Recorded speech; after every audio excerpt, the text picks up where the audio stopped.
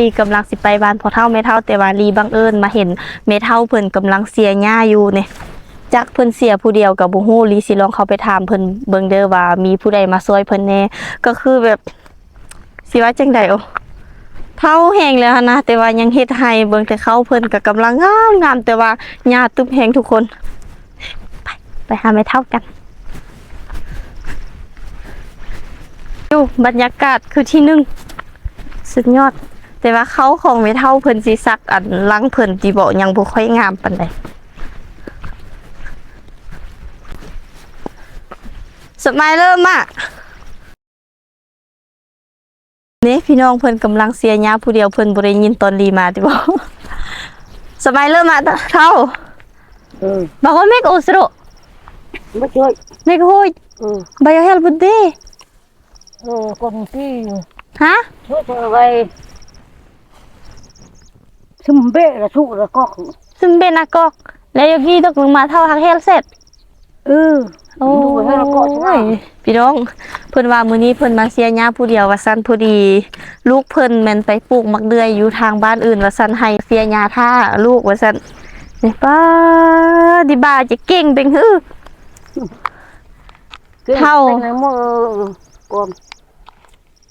เท่าแล้วก็ยัดตากางโอ้จิน้องอาเรียวอาเร่งอยู่เฮลคือแม่เท่าเพิ่นเว้าให้ลีฟังว่าเพิ่นอันมีลูกอยู่แต่ว่าลูกเพิ่นก็ไปเฮ็ดเวียกอันอีกอย่างนึงเพิ่นก็เลยมาเสียท่าเด้อก็คือจังซี่แหละพี่น้องอยู่เขตนอกนะสิเป็นลักษณะนี้เลยก็คือเท่าแก่ปานใดก็ต้องได้มาเฮ็ดเวียกว่าซั่นเพราะว่าเฮามีลูกก็ย่าแต่ว่าลูกเฮาก็เฮ็ดเวียกคือกันเฮาก็ต้องได้ช่วยเพิ่นว่าสิบ่ช่วยเฮ็ดจังได๋ก็บ่มีไผช่วยลูกนะเป็นอันนี้คนอยู่เขตนอกอยู่เขตดอยนะเฮาบ่เฮ็ดจังซี่เฮาก็บ่มีหยังกินเพราะว่าเฮาบ่ได้มีเงินเดือนว่าสิอีหยังมีแต่เฮ็ดให้จังซี่เบิดปีมาแล้วก็เอาข้าวนี่มากินเป็นอันนี้เท่าซันใดก็ย่าเนาะแม่เท่าเนาะเก่งแท้เก่งว่าคนอยู่เขตนอกเขานี่นะยอมรับว่าสมเสยแฮงเพิ่นเฮ็ดตั้งแต่หนุ่มจนว่าเฒ่าบ่ทุกคนโอ้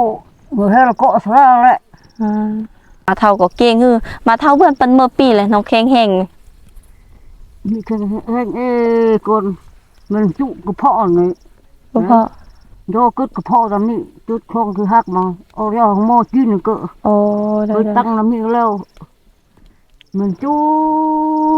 บริเวณตรงนี้ก็นี่ว่าเพิ่นแข็งแฮงเพิ่นว่าเพิ่นก็บ่ค่อยแข็งแฮงพี่น้องเพิ่นว่าเพิ่นเจ็บกระเพาะว่าซั่นหาก็ไปเข้าห้องหมอมาหม้อจิ้นก็เฒ่าแล้วอายุก็หลายปานนี้แต่ว่าเบิ่งแนวการเฮ็ดหาอยู่หากินหั่นนะเบิ่งแต่แดดทั้งฝนทั้งแดดเพิ่นก็เสียอยู่นี่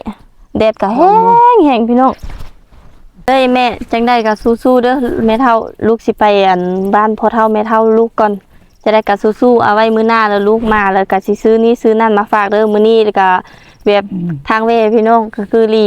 พอดีสิไปแล้วเห็นเพิ่นเสียหญ้าผู้เดียวนะก็เลยมาสัมภาษณ์เบิ่งเลยพี่น้องไปกัน